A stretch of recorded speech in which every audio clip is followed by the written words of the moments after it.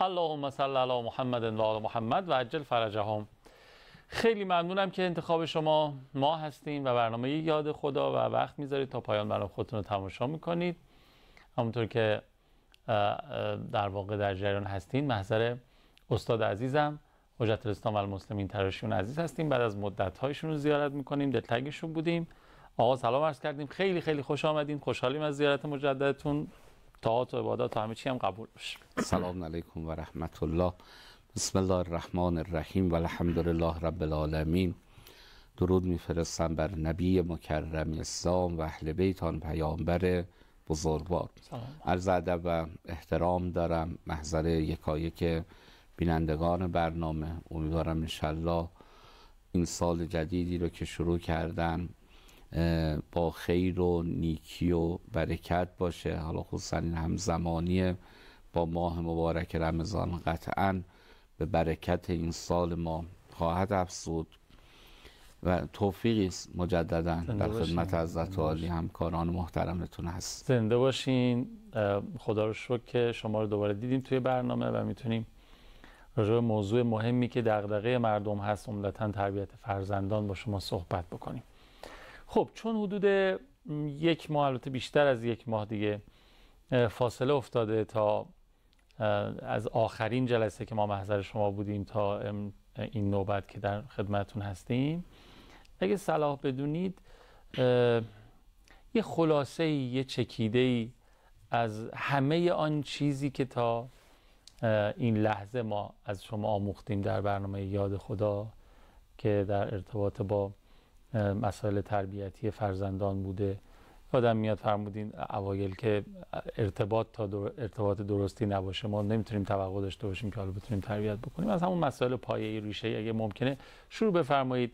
یک جلسه رو ما این جلسه رو کلا اختصاص بدیم به خلاصه مباحث شما تا مردم در جریان دوباره قرار بگیرن، سوالات رو ما دریافت بکنیم از طریق 3720.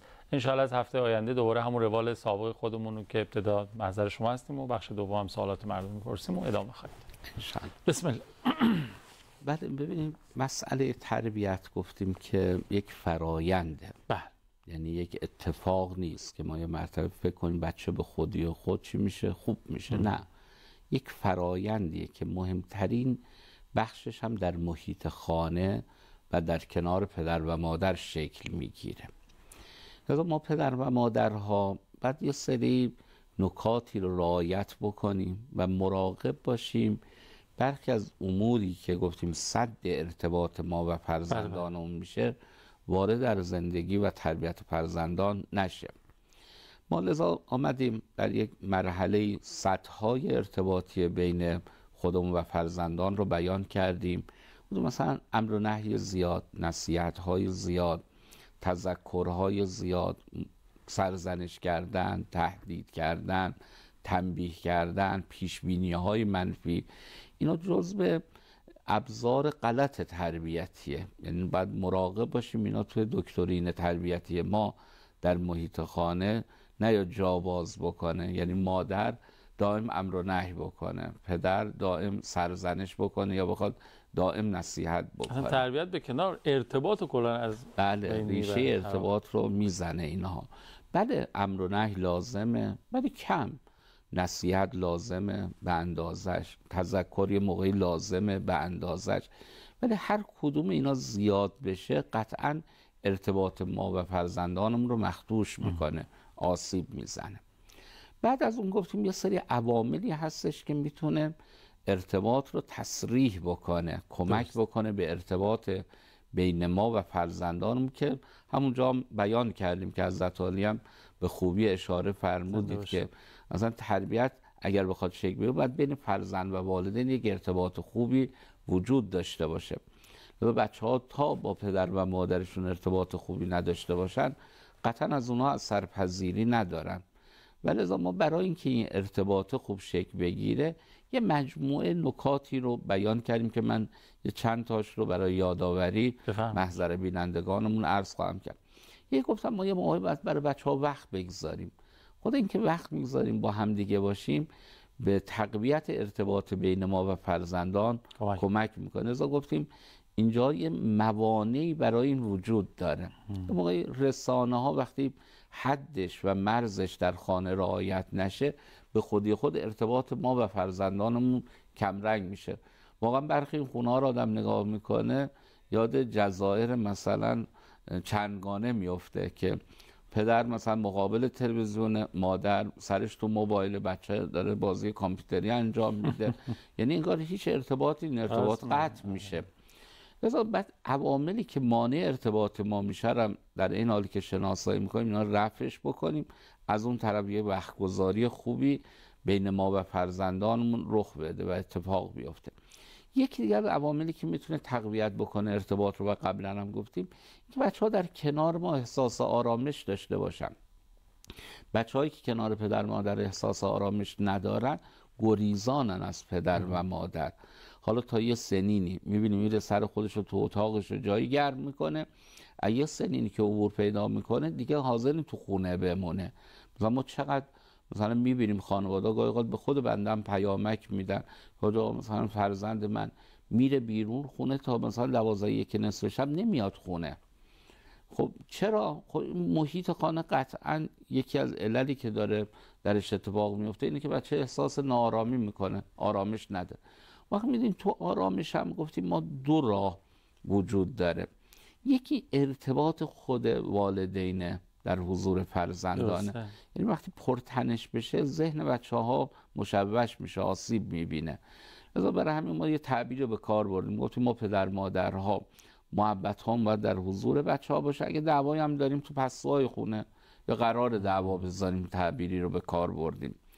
یه نکته دیگه که اینجا بیان شد اینه که تو ارتباط ما و فرزندمون، اگه ارتباط ما و فرزندانمون پرتنش بشه، باز اونها از ما گریزان میشن، از ما دور میشن، احساس ناآرامی میکنن. در حالی که حقیقت امر در تربیت اینه که باید آرام بخشترین نقطه در محیط زندگی فرزندمون بعد از خدا و اهل بیت کنار والدین باشه. یعنی ما باید این گونه رفتار کنیم که بچه‌مون کنار ما حس خوبی داشته باشه، براش خوشایند باشه. پس ببینید اینا میتونه اون ارتباط رو کمک بکنه. پس آرامش اگر وجود داشته باشه. یه عامل دیگه احترام به فرزندانه. ما وقتی فرزندانمون رو تکریم میکنیم ارتباطشون با ما بهتر میشه. ولی اگر اومدیم خدای نکرده بچه‌مون رو تحقیرش کردیم، نمیدونم تنبیهش کردیم، یه جایی حتی مثلا برخی والدین متاسفانه بچه‌هاشون رو با القاب نامناسب، زشت خطاب قرار میدن. خب میدونید این بچه دیگه با ما ارتباط نمیگیره، دور میشه از ما. و واقع امرم من تو مشاوره های نوجوانان و جوانان این رو میبینم. یه باید اینا رو یواشکی گفت بچه ها نشنون. یعنی یه جایی بچه ها وقتی با ما ارتباط نمیگیرن تقصیرکار اونا نیستن، اون شیوه تربیتی در محیط خانه است. در اصل بگیم شیوه بی تربیتی در محیط خانه بچه ها رو دور میکنه اما والدین. یعنی بچه‌ای که دائم میبینه پدرش داره تحقیرش میکنه، مادرش داره مثلا تنبیهش میکنه، حالا تنبیه لزوما تنبیه بدنی نه، تنبیه کلامی توهین میکنه به فرزندش، خب اینا دور میشن از ما. اینم ما دقت بکنیم. حالا من همینجا یک جمله‌ای رو اگر اجازه بفرمایید بیان بکنم، یه جمله مهم و کلیدی رو. ببینید اصلا تربیت یک فرایند هوشمندانه است. یعنی ما باید هوشمندانه کار تربیت رو پیش ببریم. شاید الان برخی از والدین بزرگوار بپرسن هوشمندی یعنی چی در تربیت؟ میگیم دو تا رکن داره هوشمندی. یه رکن فکر خوبه، یکی عمل خوبه. یادتونه در یکی برنامه من این رو اشاره کردم، گفتم گاهی اوقات ما نیتمون خوبه ها، عملمون غلطه. مثال یادتون میاد که چی بود؟ من بچه زمین میخوره، بابام یه دونه بهش میزنه. بابام نگرانه، ولی این هیجانش تبدیل میشه به یه خشمی که تازه داره به بچهش آسیب میزنه. نیت بد نیست، بچهش رو دوست داره، از اینکه آسیب دیده ناراحته، ولی بله روش و اون عملش و عملکردش ناسواب و نادرسته. پس ما والدین باید هوشمندانه عمل کنیم. یعنی هم فکر خوبی داشته، من اگر بچه‌م رو دوست دارم باید بدونم که با توهین به اون نمیتونم تربیتش رو پیش ببرم. دوباره اینجا یه قاعده دومی رو بگم، یعنی کنار هوشمند بودن، این قاعده دوم رو هم بهش توجه کنیم. ببینید تربیت چون یه امر فطریه، شما از ابزار غلط نمیتونین استفاده بکنین برای تربیت. جواب نمیده. لذا من یه جمله رو معمولا توی مباحثم برای خانواده‌ها این رو زیاد میگم خداوند متعال در بدی خیر قرار نداده. یعنی من فکر کنم مثلا به بچم دروغ بگم میتونم تربیتش کنم، مثلا بچم رو بهش حرف بد بزنم تربیتش کنم، نمیشه. این اصلا امور فطری نمیشه با کارکردها و عملکردهای غلط احیایش کرد. تربیت هم یک امر فطریه دیگه. لذا باید خیلی مراقب باشیم از ابزار غلط برای تربیت فرزندان استفاده نکنیم. حالا اینا رو ما زیاد دیدیم. من اگه بخوام مثالهایی رو بیارم میتونه که بالاخره نمونه‌هایی در مشاوره ها بوده. مثلا یه موقعی بود یه مادری این رو تعریف میکرد، میگفت همسر من دست به زن داره. میگفت باورتون میشه آجای تراشه الان کار به جای کشیده شده، گاهی این فرزندم نوجوان اینو میبنده به ستون خونه باباش، میزنتش، ولش میکنه، اون داره کار خودشو میکنه. آره دیگه براش دیگه عادی میشه. یعنی اینو مسکنه دیگه. مسکن هم تا یه جایی جواب میده، بعد میبینید دیگه جواب نمیده که. ببینید اینجا این بدی است که میگیم درش خیر وجود نداره. همینطوره. یعنی ما باید حتما از ابزار خوب و روش‌های صحیح و درست استفاده بکنیم تا بتونیم تربیت رو پیش ببریم. مثلا این تکریمه و این احترامی که ما داریم درباره‌اش صحبت میکنیم دقیقاً اون رفتار خوب است. اون چیزی که خداوند بالاخره در قرآن هم بر اساس همین شاکله ما رو در مسیر بندگی قرار داده. انی جاعل فی الارض خلیفه. یعنی خداوند وقتی آفرید انسان رو من جانشین خودم رو روی، یعنی دیگه این تکریمی بالاتر از این میشه. یعنی ما باید همین جور باشیم. من برخی پدرها میگم قدیمی ها چطور بچه هاشون خوب میشدن، مسئولیت پذیر میشدن، همینا رو دقت میکردن. ممکن اون سواد درستی نداشت ولی اینا رو شنیده بود، توجه میکرد. مثلا پدر از خونه که میره بیرون مثلا به پسرش میگه بابا جون من نیستم هوای مادرتو داشته باشی یا هوای خواهرتو داشته باشی یا بزرگ خونه تویی. یعنی تکریم میکرد. ولی الان مثلا بابا میره بیرون از خونه، بچه مامانتو خواهرتو اذیت نکنی یا هرچی میگم مثلا گوش کن، میارتش پایین. خب نه اون حرفه رو گوش میکنه، اذیت‌تر هم میکنه. چرا؟ چون ما مسیر رو به سمت تکریم بخشی به او نبردیمش. یا مثلا قدیم دختر تو خونه ماشاءالله تو خانوم خونه ای اینجوری میگفتن. بچه جون الان میگن انقدر ریخت و پاش نکن یا مادر داره کمر درد میمیره، تحقیرش میکنیم. بعدم میبینی این مسیر جواب نمیده. یعنی هر جوری شما میرین جلوتر نمیتونین جواب بگیرید. خب راجع به تکریم و احترام کردن فرزند یه سوالی به ذهن من رسید، اگه اجازه بدید بعد از فاصله که میگیریم و برمیگردیم از محضرتون بپرسم. با افتخار خدمت شما هستیم. همچنان بفرمایید. خیلی ممنونم دارین همچنان برنامه خودتون یاد خدا رو تماشا میکنین. یه سوالی تو ذهن من ایجاد شد راجع به موضوع تکریم فرزندان. تکریم هم مثل خیلی چیزای دیگه حد معمول و معقولی داره یا نه اصلا حدی براش نیست؟ ما باید همچنان فرزندانمون رو مورد تکریم قرار بدیم. میدونیم ممکنه یه نگرانی پیش بیاد برای برخی از پدر مادرها. تکریم ممکنه اگر بیش از حد باشه فرزندان ما رو دچار تکبر، دچار خودشیفتگی، دچار خودمحوری بکنه. آیا چنین نگرانی وجود داره یا نه اصلا؟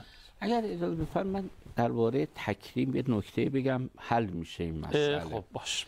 تکریم یعنی اینکه ما به شخصیت بچه‌مون لطمه نزنیم. یعنی حدش. بله ما قطعا میگیم حالا یه پسر مثلا 4-5 ساله تو خونه داریم، نمیخواد قبل و بعدش یا آقا قبلش ببندیم و بعدش آقا. این که نه، این همین افراط هست. ولی یه موقعی هستش مثلا من میگم پسر گلم، این تکریمه.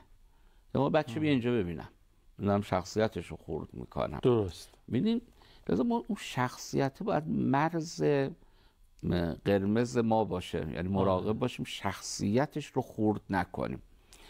یه جایی مثال براتون میگم. مثلا ممکن ما تو خونه هستیم خودمون و بچه‌مون بگیم مثلا پسرم بیا، این خوبه، خودمونیم. ولی موقع تو جمع میریم مثلا میبینیم که دیگران میخوان فرزندشون رو خطاب کنن، یه درجه بالاتر خطاب میکنن. مثلا پسر گلم میای پیش من، ما اونجا باید بگیم پسر گلم بیا پیش من. اگه بگیم پسر بیا اینجا، اونجا ممکنه شخصیتش لطمه بخوره، بگیم همه بابا چقدر خوب بچه‌شون رو صدا میزنن ولی بابای من نه. یه جای نسبی هم هست، بستگی به محیطی که انسان در اون قرار میگیرم وجود داره. اینها رو باید رعایت بکنیم. یعنی مرز شخصیت فرزندمونه، یه لحظه خودمون رو بذاریم جای او، از زاویه نگاه او نگاه کنیم که آیا این برخوردی که داره میشه یا شخصیت من رو داره آسیب میزنه یا نه. مثلا یه موقعی هستش بچه ما یا سر سفره غذا تو مهمانی که هستیم میخواد کنار ما بشه، نه بچه برو مثلا اون سفره بچگونه پهن کردیم اونجا بشیم. خب ممکنه شخصیت لطمه بخوره، ببینه درست سفره پهن شده ولی 4 تا بچه دیگه کنار پدر مادرشون هستن. ولی یه موقعی هست میگیم نه، همون سفره جدا پهن شده، همه بچه‌هام دور اون سفره نشستن، ما به پسر رو میگیم مثلا بابا جون تو هم دوست نداری پیش دوستات بشینیم؟ اونجا بهت بیشتر خوش میگذره.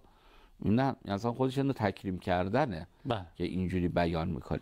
ببین با این مثالایی که شما میزنید نه اون مشکل پیش نمیاد. بله. اما با یه مثالای دیگه که حالا تو ذهن من میاد و در راستای مثال شما هم شاید باشه، اگر ممتد باشه شاید مثلا این نگرانی پیش بیاد که منجر به خودشیفتگی یا همون واژه‌ای که به کار بردم باشه.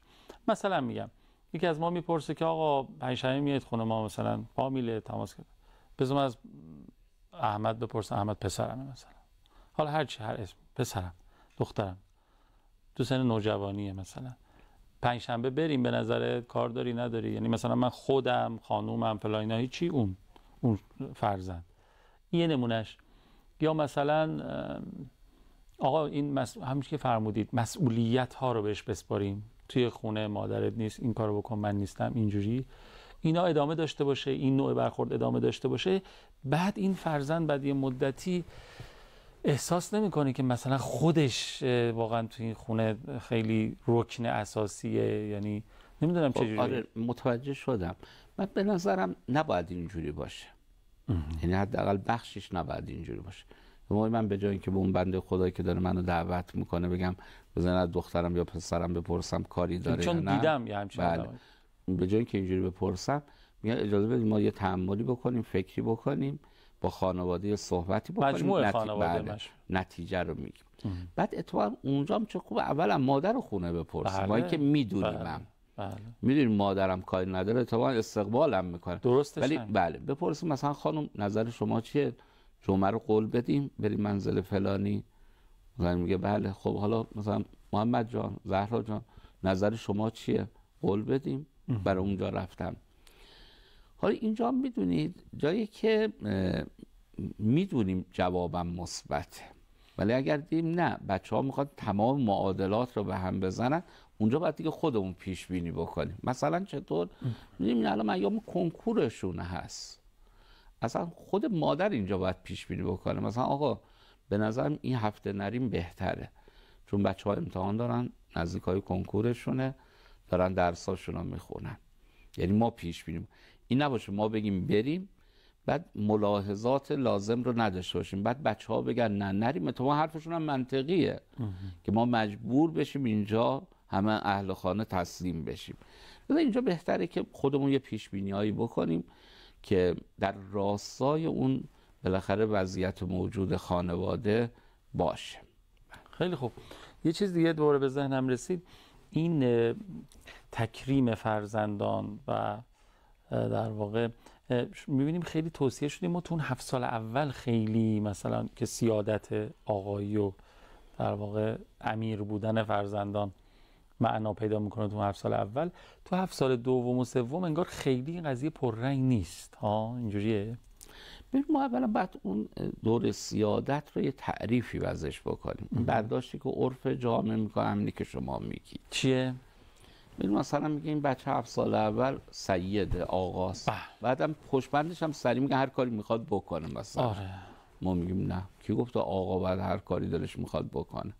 حالا ماشاءالله آقای خونه خودش هر کاری بخواید میکنه. بذارید چون قبل از اینکه جواب شما رو بشنویم، چون گفتین شما عموم میدونید ما چی فکر میکنیم؟ عموم میگیم که آقا اینجوری یاد گرفتیم که بچه‌هامون سید و آقان تا جایی که خطر جانی برای خودش و اطرافیان که ماها باشیم و دیگران پیش نیاد و ضرر و خسارت جبران ناپذیر آنچنانی وارد نشه، دیگه این باید همه کار بکنه. اینجوری نه، حالا بذارید من یه به علاوه‌ای رو بهش اضافه کنم. یعنی علاوه بر خطر جانی و خطر جسمی و اینا، خطر تربیتی، خطر اخلاقی، اینا که مهمتره. بله خب، یعنی نباید این هم در معرضش قرار بگیره. یعنی یه جمله بگم، اصلا این که میگم بچه سیده نباید به معنای رهاسازی ما فرض بکنیم، ولش کنیم هر کاری میخواد بکنیم، نداریم. نه این هم که اصلا درست نیست. رفتیم مهمونی از سر و کول اون مبل و نمیدونم همه چیزو میندازه میشونه رو اعصاب. نه آقا، ما به ما گفتن هیچی بچه نگی. این هم که غلطه. بله. اینجا بحثی که وجود داره اینه که همون روایاتمون باید کنار هم دیگه قرار بده. مثلا در روایتی داریم دع ابنک یلعب 7 سنین. یعنی چی؟ این بچه رو آزاد بزنید 7 سال اول بره بازی کنه. یعنی زمینه بازی رو براش فراهم. مثلا تو بازی مثلا زمین میخوره، میگه بازی اشکنک داره، سر موقع ممکنه آسیبم ببینه، مثلا بره با دوستش تو بازی دعواشون هم بشه، کتکی هم یه جای بخوره، یه کتکی هم بزنه. زندگی رو تجربه. بله، یعنی اجازه بدیم بره بازی بکنه، این مسیر رو براش قرار بدیم. یا مثلا در برخی روایات داریم من کان عنده صبیون فلیتصاب بله، سر کارت با بچه‌ها که میفته زبان کودکی بگی. یعنی چی؟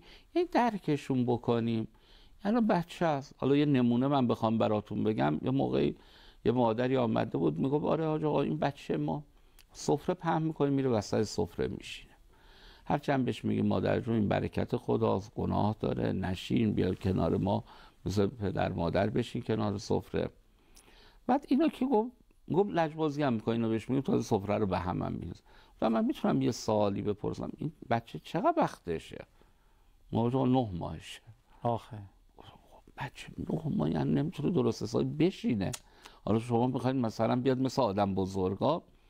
ببینید یه جایی ما درک نمی‌کنیم بچه 9 ماهه 9 ساله نیست. حالا من اینجوری میگم بذار پیازاقش رو زیاد کردم که خانواده توجه داشتن. یه موقع میان تو مشاوره یه درخواستایی دارن و خواستایی از بچه دارن، آدم فکر میکنه مثلا با یه نوجوان 17 18 ساله اینو سر کار داره. مثلا آره آقا هر چی میریزه خودش جمع کنه دیگه. میگم چند سالشه؟ 2 سالشه. میگم باباش که مثلا 40 سالشه هر چی میریزه جمع نمیکنه. شما یه بچه 2 ساله این انتظار رو دارید؟ ببینید یه جای انتظارات ما زیاد میشه، بعد چی میشه؟ فشار میاریم رو بچه. مثلا چی دعواش میکنیم، ریختی دیگه این اسباب بازی رو بهت نمیدم، اون اسباب بازی تو میذارم بالا کمد که تو ریخت و پاش میکنی جمع نمیکنی. ضمن این که اصلا به نظر من 2 ساله با 2 ساله هم متفاوته. بله. یعنی باید همه چیزو کنار هم دید. بله. پس ببینید اینجا باید چی کار کرد؟ تکریم تو این سن یعنی چی؟ یعنی ما اجازه بدیم بازی بکنه، اجازه بدیم با گروه همسالش باشه، درکش بکنیم، توقع زیادی از اون نداشته باشیم. اما تو 7 سال دوم جنس تکریم متفاوت میشه. دیدیم بچه ها دیگه مثلا به 6 7 سالگی میرسه دوست داره مدرسه بره، یاد بگیره خوندن. از ما تو روایات داریم بچه هاتون وارد 7 سال دوم شدن خواندن و نوشتن رو یادش بده. مثلا تکریم این بچه است. بچه‌ای که میره سواد یاد میگیره، خوندن یاد میگیره، یعنی جنس تکریم. یه ذره جلوتر میره حلال و حرام رو بهش یاد بدین، بالاخره واجب و غیر واجب رو بهش یاد بدین. اینا تکریمه، یعنی ما داریم در مسیر بندگی او رو قرار میدیم. خب تو این زمین بله تنبیه نباید بکنیم، توهین نباید بکنیم، توبیخ نباید بکنیم. یعنی من اگر به بچم میخوام مثلا یاد بدم خوندن و نوشتن رو، نباید فلکش بکنم، یعنی بی احترامی کرد. منظورتون از تنبیه بدنی؟ بله. ولی اصلا ملاک رو ما شخصیت بچه قرار میدیم. اگر شخصیت فرزند ما داره لطمه میخوره یعنی تنبیه کارایی نیست و باید حتما بذاریمش کنار. خیلی ممنونم. عواملی ندارین استاد؟ التماس داریم. خیلی ممنون. محتاجیم به دعاتون. خیلی ممنون.